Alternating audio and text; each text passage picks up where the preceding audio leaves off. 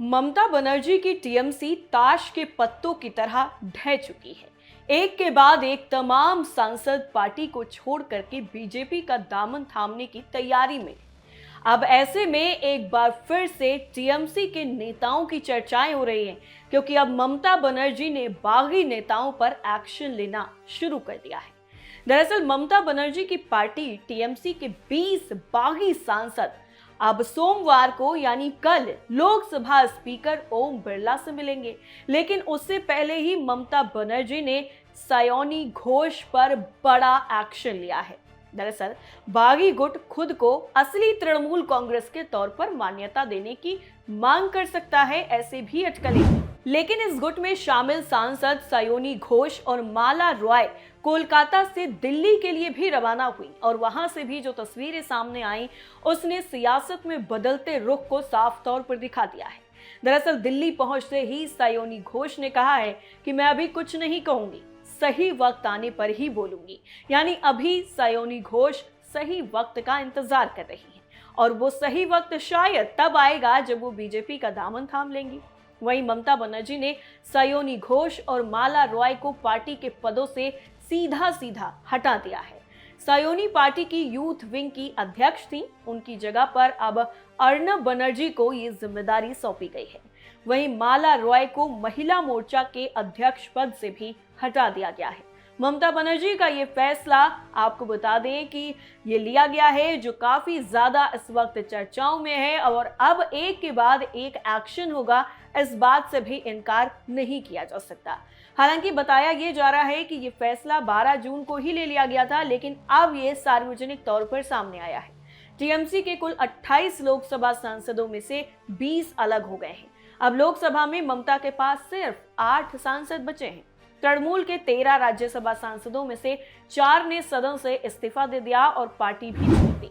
इसके साथ ही अगर हम बात करें टाइमलाइन की, तो सयोनी घोष और माला रॉय कोलकाता से दिल्ली के लिए रवाना हुई और बाद में उन्होंने मीडिया से बातचीत की। बागी सांसद जगदीश बसुनिया ने भी बताया कि हमारा गुट लोकसभा स्पीकर से मुलाकात करेगा।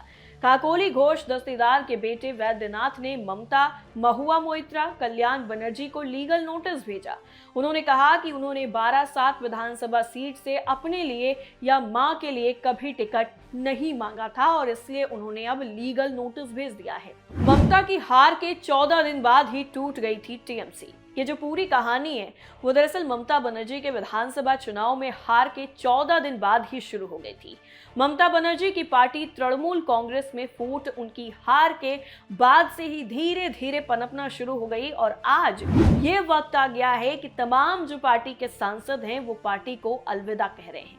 4 मई को रिजल्ट आया था और बागी सांसदों ने 18 मई को ही लोकसभा स्पीकर को लेटर भेज दिया और अलग गुट बनाने की मांग भी कर दी थी।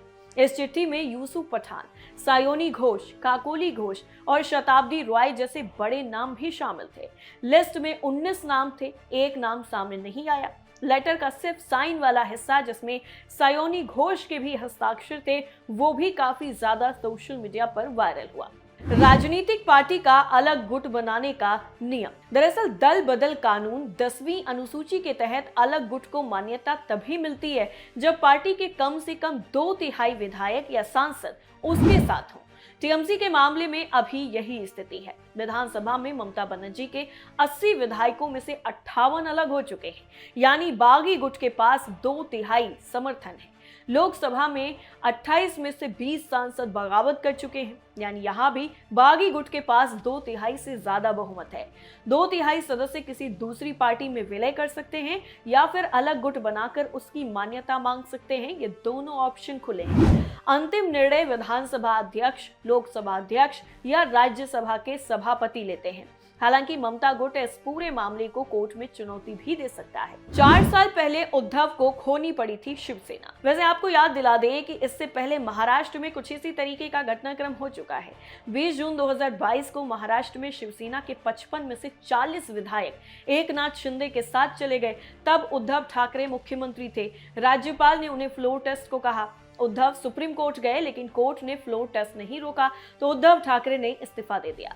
30 जून 2022 को शिंदे भाजपा के समर्थन से सीएम बन गए।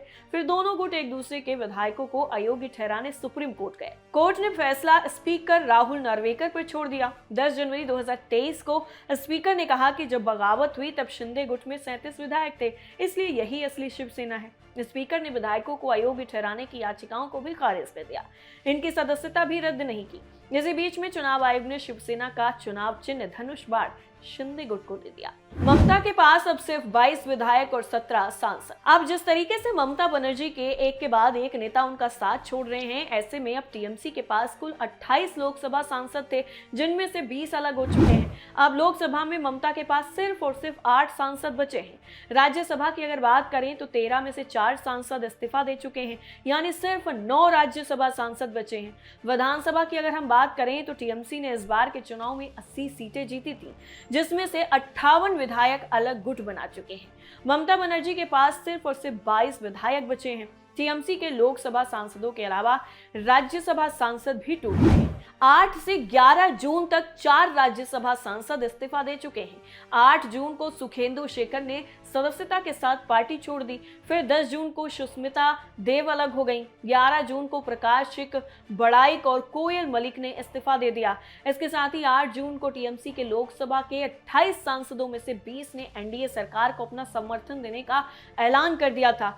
और साथ ही साथ सांसद और टीएमसी की पूर्व नेता काकोली घोष दस्तेदार ने भी कहा था कि सांसदों के साइन वाला पत्र लोकसभा स्पीकर ओम बिरला को भेज दिया गया है। इसमें अलग संसदीय ब्लॉक के रूप में अलग बैठक करने की व्यवस्था की मांग की गई है। इसके साथ ही साथ जिस तरीके से अब ममता बनर्जी की पार्टी लगातार एक के बाद एक टूटने की कगार पर और ज्यादा बढ़ती हुई नजर आ रही है, ऐसे में ममता बनर्जी के सामने यहाँ पर बड़ी चुनौती है कि आखिर वो अब अपनी पार्टी का अस्तित्व किस तरीके से बचाएंगी। जिस पार्टी के दम पर वो इतने सालों तक सत्ता में रही, क्या अब वही चुनाव चिन्ह या वही पार्टी अब उनसे छिन जाएगी? ये इस वक्त सबसे बड़ा सवाल है और कल होने वाली बैठक में ये बिल्कुल साफ हो जाएगा कि आखिर ये बागी जो नेता हैं वो किसका रुख करेंगे। क्या वो बीजेपी में जाएंगे या फिर वो अब नया गुट बनाने की मांग करेंगे? इस पूरी खबर पर आपकी राय क्या है, हमें जरूर बताइए। फिलहाल के लिए इतना ही। नमस्कार।